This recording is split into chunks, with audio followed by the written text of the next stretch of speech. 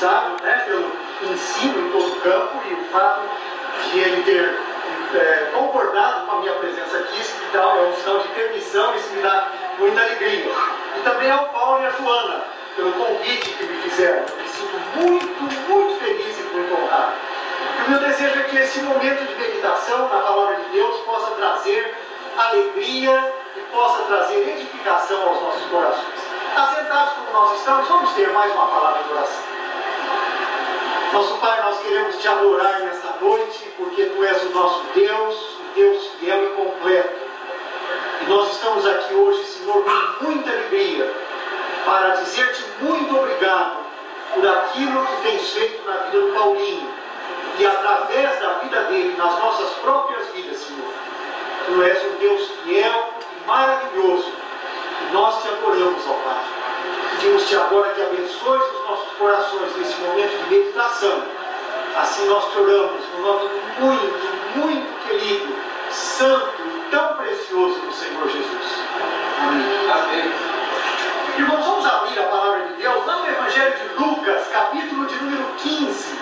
Se você está com a sua Bíblia, abra em Lucas 15. Se você está sem Bíblia, procure pegar uma carona na pessoa do lado, que talvez esteja com a palavra de Deus na mão. Nós vamos ler só 3 versículos de Lucas 15. Versículos 8, 9 e 10. Lucas 15, versículos 8, 9 e 10.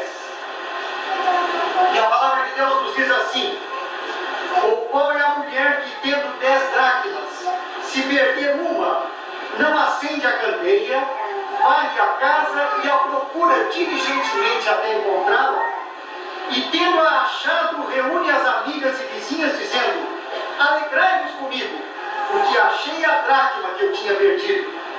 Eu vos afirmo que de qual modo há júbilo diante dos anjos de Deus por um pecador que se arrepende. Em princípio, quando a gente lê esse texto da palavra de Deus, a gente fica pensando: mas o que tem isso a ver com o Paulinho e com o fato de ele ter sido tão abençoado na cirurgia? Na verdade, quando eu fui convidado pelo Paulo e a Joana para trazer a palavra aqui, muitas ideias vieram à minha mente, né? Um versículo da Bíblia que veio muito foi aquele: por esse menino orava eu. E eu pensei em muitas coisas, mas engraçado como Deus vai dirigindo o coração da gente. Você pensa numa coisa, mas quando Deus quer dizer outra, Ele vai moldando e empurrando você até você entender aquilo que Ele queria. E finalmente esse texto ficou assim, causando uma impressão muito forte ao meu coração. Eu fiquei pensando nessa mulher, que um dia, Jesus contou a história, né? Perdeu uma moeda, que para ela era uma coisa de muito valor. E ela procurou até encontrar. E quando ela encontrou, ela convidou todas as vizinhas e disse: olha, venham se alegrar comigo, porque eu tinha perdido uma coisa de muito valor e consegui recuperar. E essa expressão ficou no meu coração: alegrem-se comigo, alegrai-vos comigo, diz lá o texto bem literalmente.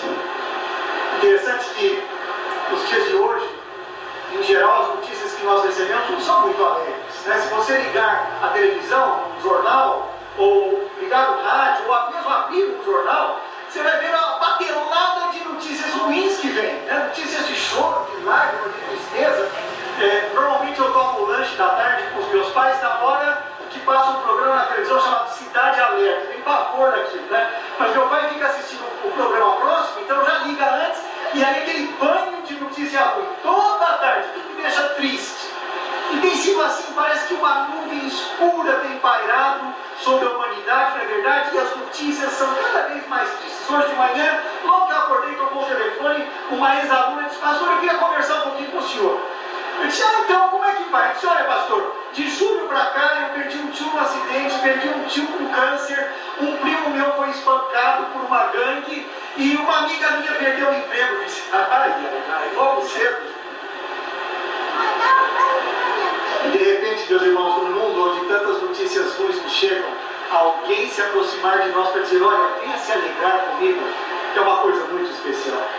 E por isso, Paulo e Joana, nessa noite, o convite que vocês nos fizeram é, antes de mais nada, um refrigério.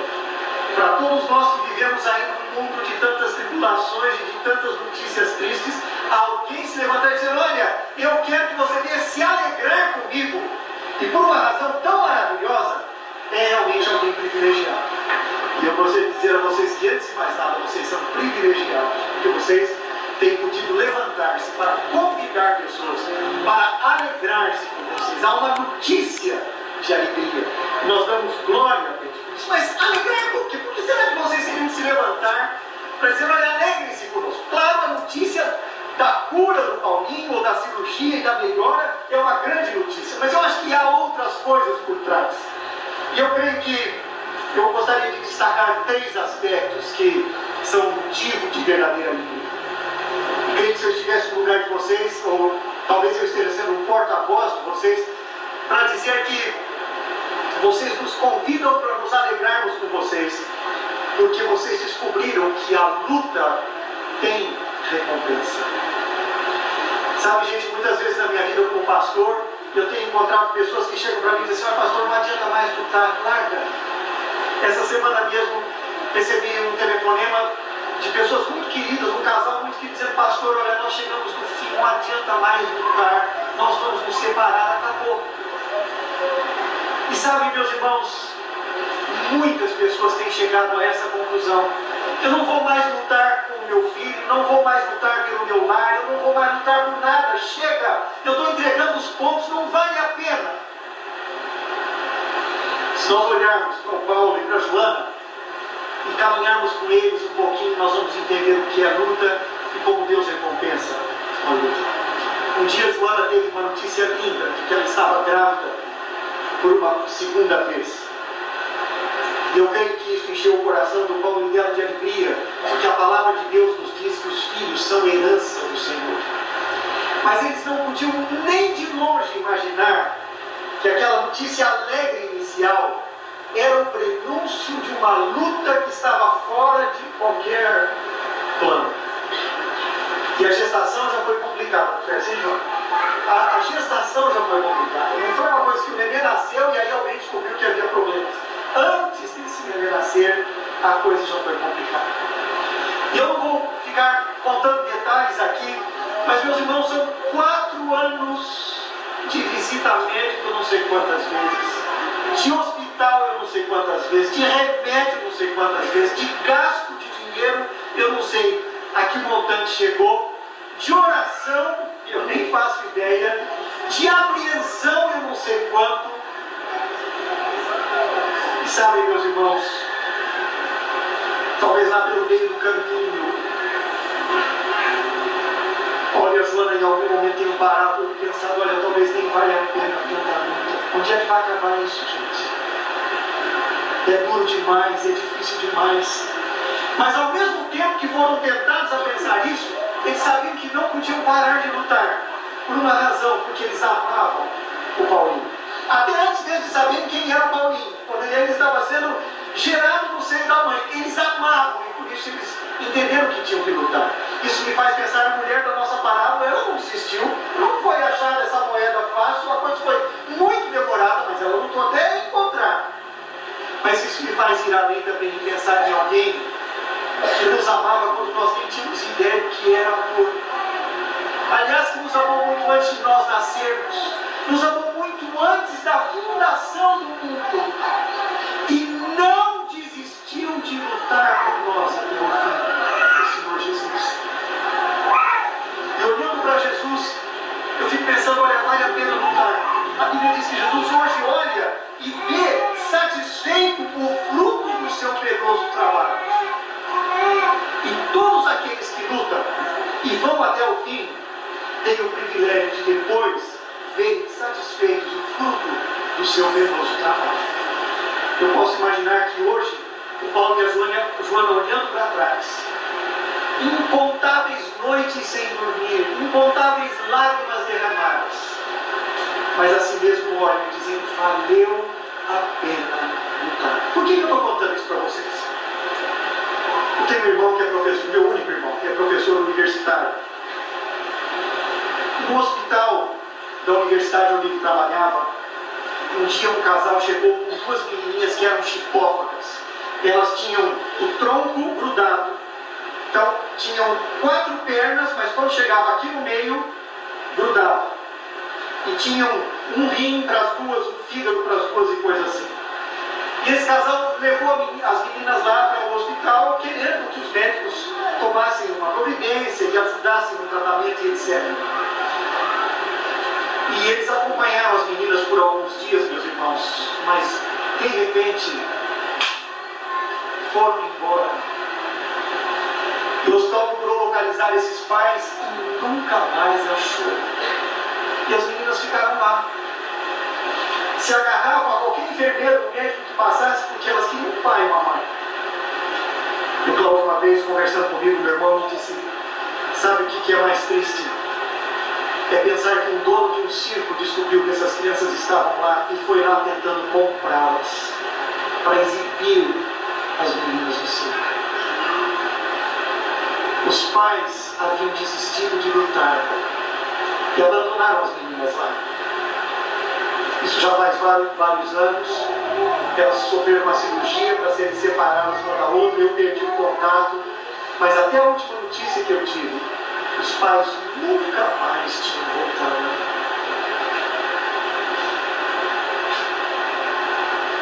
Você já pensou se Jesus tivesse desistido de nós? Ele tinha razão para isso, tinha. Mas ele não desistiu. Ele nos procurou até o fim. Antes de ir à cruz, ele orou dizendo que ele tinha nos amado até o fim. E a palavra de Deus nos diz que hoje ele está diante do trono do Pai, vivendo sempre para interceder por nós. Assim como o Senhor Jesus lutou, cabe a todos nós também termos a mesma atitude, porque Deus recompensa a quem luta. Eu fiquei pensando, talvez alguém veio hoje aqui pensando: que bom, olha, Deus abençoou o Paulo e a Joana, mas o meu caso, eu estou largando mão, não adianta mais, não vou lutar mais. Mas eu gostaria de incentivar você, nesta noite, a tomar um novo ânimo, a olhar para Jesus, a olhar para os servos dele que não têm desistido, e dizer: Senhor, eu quero lutar mais. Meu casamento parece que está morto, Senhor, mas eu vou lutar. Os meus filhos parece que estão totalmente demandados, mas eu vou lutar. Senhor, as coisas da minha vida estão negras, mas eu vou lutar, Senhor, porque eu tenho aprendido na tua palavra que tu recompensas aqueles que lutam até o fim. E eu gostaria de dizer ao Paulo e a Joana que a luta deles não acabou, eles sabem disso. Mas eu gostaria que neste dia, nesta noite de festa, vocês se renovem em forças diante do Senhor, com gratidão, porque até aqui Ele nos ajudou. E a palavra de Deus nos diz que o Senhor está conosco todos os dias. E Ele não nos abandonou. Uma das palavras mais lindas do Senhor Jesus é aquela em que Ele diz assim: não vos deixarei órfãos. Ele é Emmanuel, Deus conosco. Ele haverá de abençoar-lhes. Daqui a algum tempo vocês vão ter um outro culto, que aí passou a dor, agora pode comer sem dor. E vocês vão louvar a Deus: Senhor, olha, nós lutamos mais uma etapa. E agora estamos aqui para te louvar. E lá na frente, quando um dia, pela graça de Deus, se o Senhor Jesus não voltar antes, o Paulinho se levantar diante da igreja para testemunhar da sua fé em Jesus, vocês novamente vão poder dizer: valeu a pena lutar. Meus irmãos, essa mulher da nossa historinha lutou até encontrar a moeda, ela não desistiu. Que nós também não desistamos olhando para Jesus, porque a verdadeira alegria vem como resultado daqueles que lutam, sabendo que o Senhor recompensa aqueles que lutam. Mas há uma segunda coisa que eu gostaria de colocar nesta noite. Por que alegrar-se com o Paulo e a Joana? Eu acho que eles vão dizer que não é só porque vale a pena lutar, Deus recompensa quem luta, mas eles vão também dizer: sabe, vale a pena alegrar-se no sofrimento, porque através do sofrimento nós crescemos. Irmãos, há exatamente 20 anos eu era missionário lá em Rondônia. Fui dormir uma noite tranquilo como estou aqui agora, e na manhã seguinte eu já quase não podia andar mais. Eu fui acometido de uma doença tropical, e isso formou um quisto no meu pâncreas, e eu fiquei 7 meses e meio de cama. irmãos, eu sempre fui uma pessoa ativa, andava quilômetros a pé visitando as pessoas. Eu era pastor na roça, visitava as pessoas nos sítios. Eu me lembro que eu fui levado para Campinas, para a casa dos meus pais. E uma tarde eu estava muito desanimado, deitado lá na cama, e meu pai chegou, sentou-se na beira da cama e disse assim para mim: meu filho, eu quero dizer uma coisa para você. Eu posso entender o seu desânimo, eu posso entender a sua doença, mas eu quero lembrá-lo de uma coisa.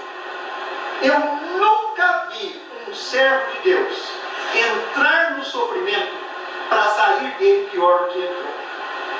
Todo servo de Deus que passa por provas sai aprovado, sai melhor, sai vitorioso. Então você recobre as suas forças, porque daqui a um tempo você vai olhar para trás e você vai descobrir que valeu a pena. Sabe, meus irmãos, na hora, quando você está lá na cama, louco para estar no campo missionário, etc., parece que isso não é muito real. Mas depois a gente começa a entender. Irmãos, a escola do sofrimento é uma escola de bênção na nossa vida. A vida é tão dura, no certo sentido, que ela chega a dizer o seguinte: é melhor você ir na casa onde há luto do que na casa onde há festa. Por quê? Porque na casa onde há luto há aprendizado e há crescimento. E a casa onde há festa, muitas vezes a gente está muito solto, né? A mente não está lá muito com o pé no chão.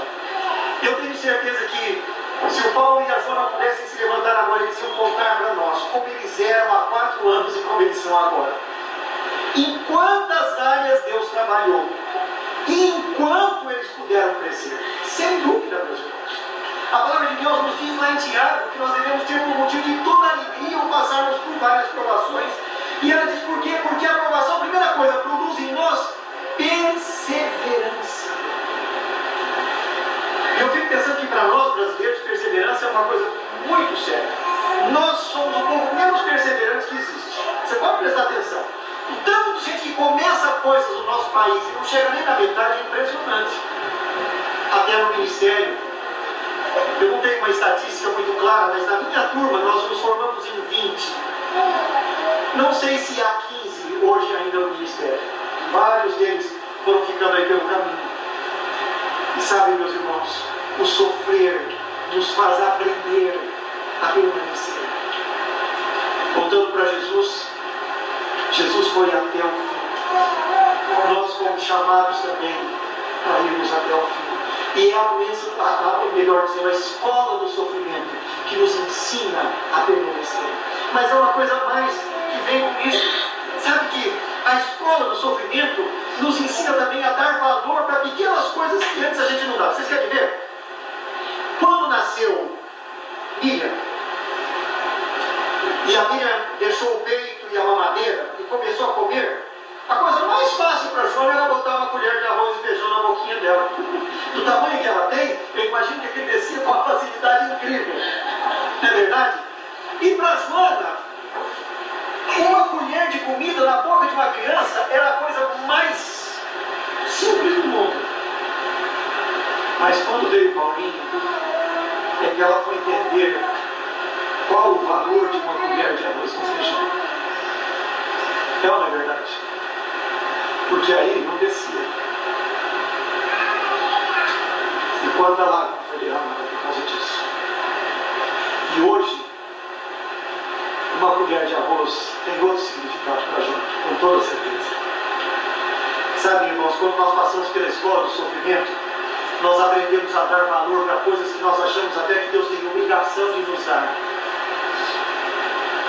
Até você ter um problema de pulmão, você acha que respirar. Mas quando você tem um problema, a primeira vez que você consegue inspirar o ar, você fala: Senhor, muito obrigado. Você começa a dar valor.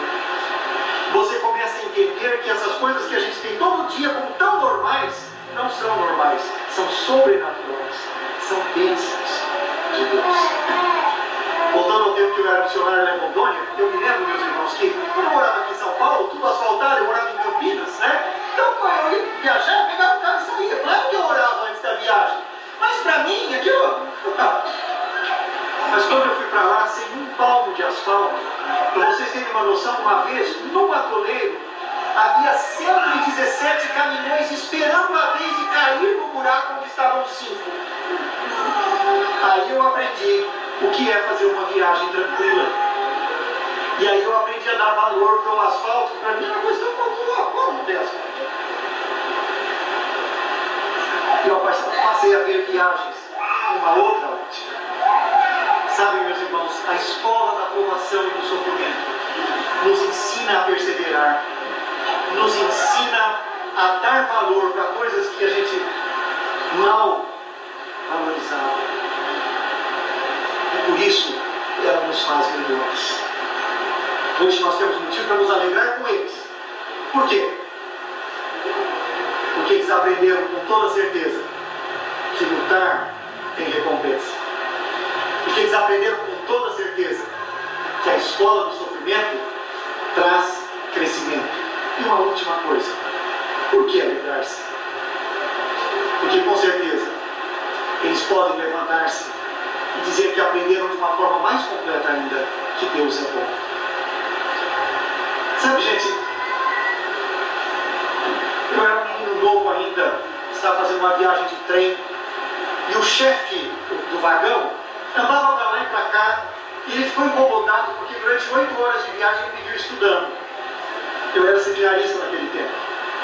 E no final da viagem, quando eu estava me levantando para descer, ele chegou perto de mim e fez um desenho no papel e disse assim: você sabe o que tem aqui? Você ficou lendo a viagem inteira? Você sabe o que quer dizer esse desenho? Eu olhei o desenho e disse: olha, eu não sei, mas eu vou dizer para o senhor de antemão, se isso for uma coisa de pornografia, de imoralidade, eu não quero saber. Claro, a próxima coisa que ele falou para mim é assim: você é crente? Eu disse: sou. Eu sou crente. Aí ele disse: ah, é? E aí ele começou a blasfemar contra Deus. E começou a falar algumas coisas do tipo assim: por que Deus permite isso? Naquela época estava havendo uma guerra e ele disse assim: por que Deus não faz cada bomba que está caindo virar mortadela para o povo comer? Uma palavra blasfema, com toda certeza. Aquele homem, meus irmãos, não tinha noção de quem é Deus. Talvez algumas pessoas tenham olhado para o Paulinho e dito: escuta, mas por que esse menino nasceu desse jeito? E alguns até podem ter olhado para o Paulo e para a Joana e pensado: tem algum pecado aí na vida desse pessoal. Tão fácil julgar. Uma vez havia um moço cego, e o Senhor Jesus estava passando por perto, e alguém veio dizer assim: Jesus, olha, esse moço cego aí, quem que pecou, hein? Foi ele ou foram os pais? E a resposta de Jesus foi: nem ele, nem os pais. Esse moço nasceu cego para que nele se manifestasse a glória de Deus, a bondade de Deus fosse vista. Sabe, meus irmãos, a bondade de Deus a gente não vê só quando tem um salário melhor, quando as coisas só vão do jeito que a gente quer. A bondade de Deus vai muito acima e muito além disso. Ela também se manifesta quando o filho nasce doente. E eu creio que até de uma forma mais ampla, meus irmãos, porque é então que nós vamos conhecer uma amplitude da bondade de Deus que nós não conhecíamos antes. Nós antes, quem sabe, eu vou dizer isso com todo respeito, vimos a Deus como um Papai Noel que dava os presentes que a gente queria do jeito que a gente queria. Mas quando as coisas acontecem diferente daquilo que a gente queria, a gente começa a entender que a bondade de Deus é muito maior do que essa. Há alguns anos, começa a entender que a bondade de Deus é muito maior do que essa. Há alguns anos, o meu pai ficou conhecendo uma moça que aos 17 anos foi mergulhar no lago e ela achou que era muito fundo lá onde ela estava pulando de cabeça e não era. Então, mal pulou na água, bateu a cabeça e fraturou aqui o pescoço. E com isso ela ficou tetraplégica, ou seja, ela não mexe nada, tá? É só o foco de mover para os ombros. Não mexe mão, braço, dedo, o resto do corpo, nada. E quando meu pai conheceu essa moça, fazia 23 anos que ela estava amarrada numa cadeira de rodas, com sonda, porque não tem como controlar o movimento das suas necessidades fisiológicas, nem nada disso. E essa moça foi convidada para falar diante de uma multidão. E meu pai disse: sabe, filho, O rosto dela brilhava como um rosto de anjo. E ela foi lá na frente do auditório e ela disse o seguinte: olha, muitas pessoas de vocês podem estar pensando, mas por que aconteceu isso na vida de uma moça tão cheia de vida? E ela disse: a minha resposta é a seguinte: para que os homens, os anjos e os demônios aprendam que Deus é bom. E ela cantou uma música. E nessa música ela disse: eu gostaria demais de poder descascar uma batata, trocar uma fralda, lavar uma roupa, abraçar um amigo, bater palmas num aniversário. Mas sabe de uma coisa? O meu Deus é tão bom e me ama tanto, que Ele me deu um abraço bem apertado e eu tenho que ficar bem quietinha nessa cadeira de rodas. E Ele só vai abrir os braços na hora que Ele for me receber lá no céu. Sabe? A bondade de Deus, meus irmãos, vai além das ideias humanas que nós podemos ter. Ele nos permite sofrer, sim, para que nós possamos ver a glória dele e manifestar a misericórdia dele. Porque Deus é sábio demais para errar e bom demais para ser cruel. Nunca ele errou em relação ao Paulinho, ao Paulo e a Joana. E nunca ele foi cruel para com eles.